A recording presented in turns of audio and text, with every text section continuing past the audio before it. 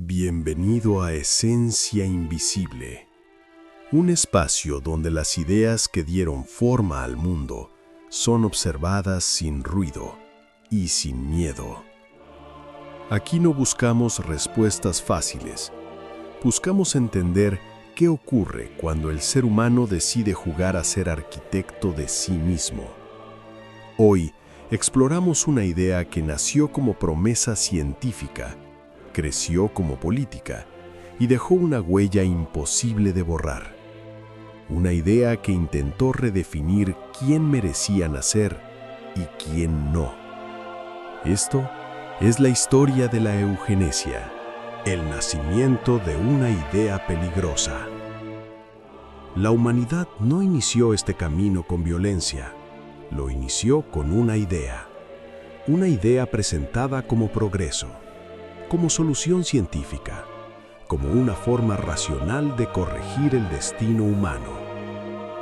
A finales del siglo XIX, el mundo parecía desbordarse. Las ciudades industriales crecían sin control. La pobreza se transmitía de padres a hijos. Las enfermedades hereditarias no tenían cura. Y muchos pensadores comenzaron a temer que la civilización estuviera decayendo. La pregunta cambió de forma silenciosa. Ya no era cómo mejorar la sociedad, era cómo mejorar a las personas. En el año 1883, esa inquietud recibió un nombre: Francis Galton, científico, estadístico, primo de Charles Darwin. Galton observó la teoría de la selección natural y llegó a una conclusión inquietante. Si la naturaleza selecciona lentamente, el ser humano podía acelerar el proceso.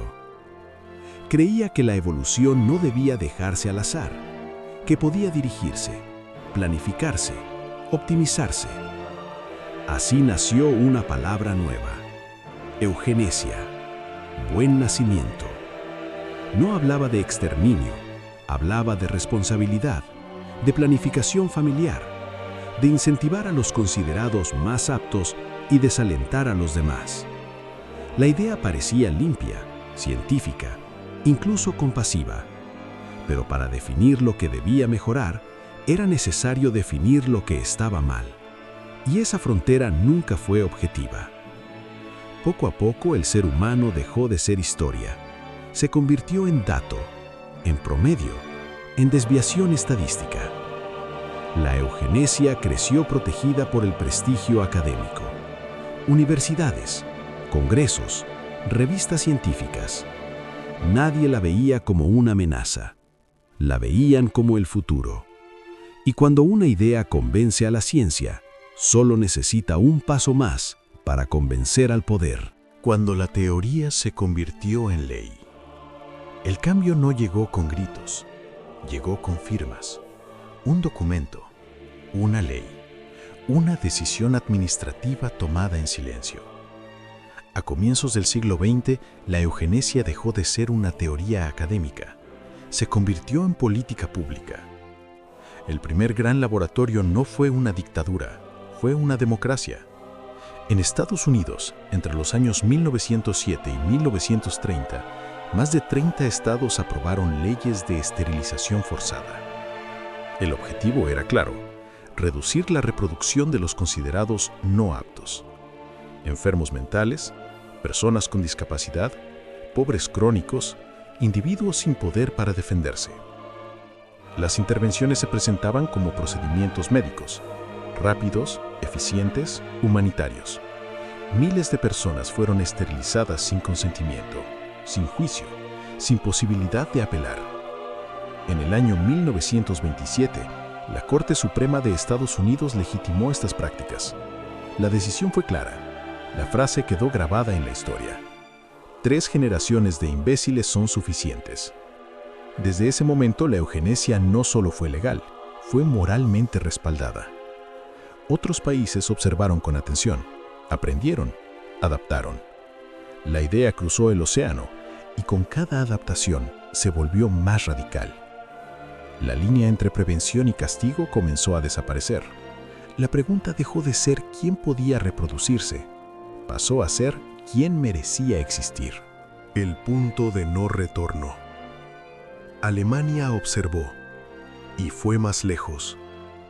En la década de 1930, la eugenesia se fusionó con una ideología totalitaria.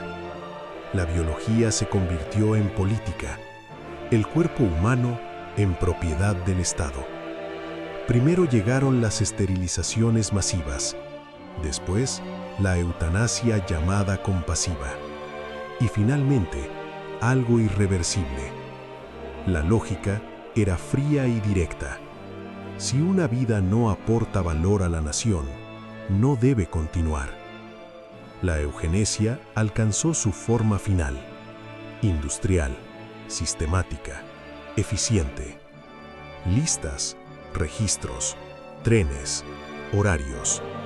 La muerte dejó de ser un acto excepcional, se convirtió en un proceso administrativo.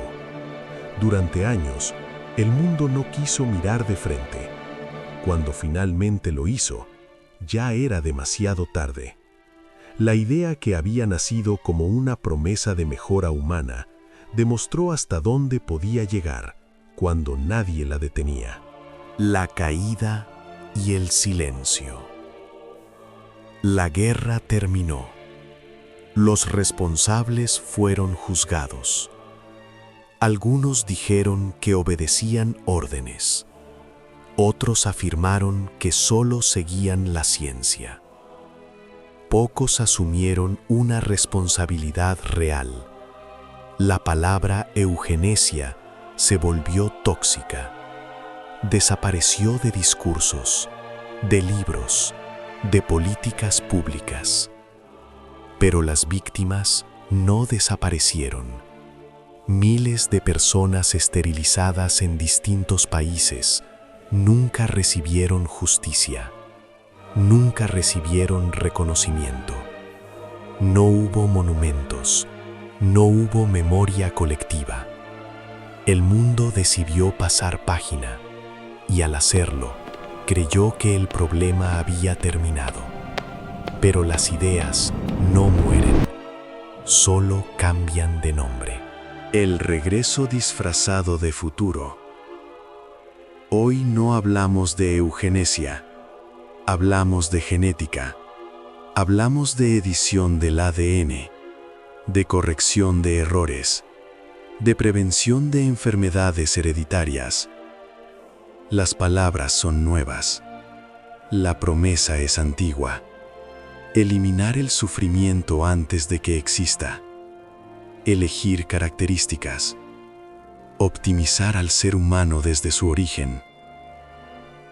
La tecnología ahora puede hacerlo, con una precisión que antes parecía imposible. Pero la pregunta sigue siendo la misma: ¿quién decide qué debe corregirse? ¿Dónde termina la medicina?